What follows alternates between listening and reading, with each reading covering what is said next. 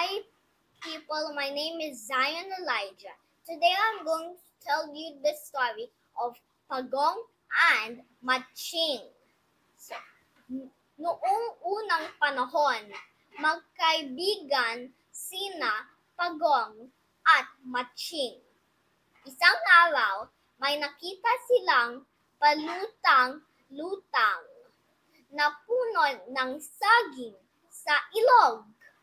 Nagkasundo sila na hatiin ito at itanim.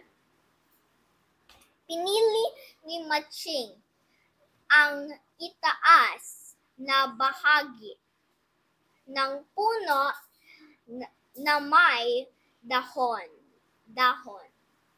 Si Pagong naman kinuha ang ugat. Lumipas ang mga araw.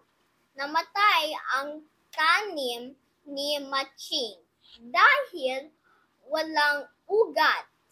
Pero tumubo at namunga ang tanim ni Pagong. Nainggit si Matching, kaya umakyat siya sa puno ni Pagong at kinain lahat ng saging.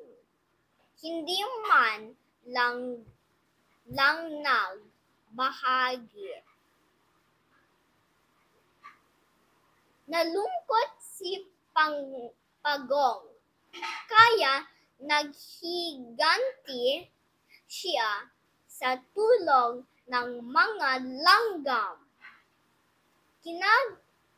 Kinagat nila si Matching hanggang sa mahulog ito mula sa puno. Tapos, sinabi si Matching, "Aray, pasensya na Pagong."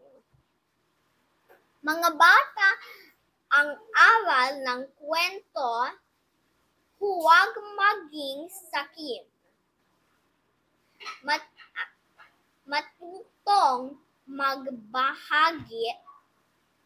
Ang pagiging matalino at mabait ang laging panalo.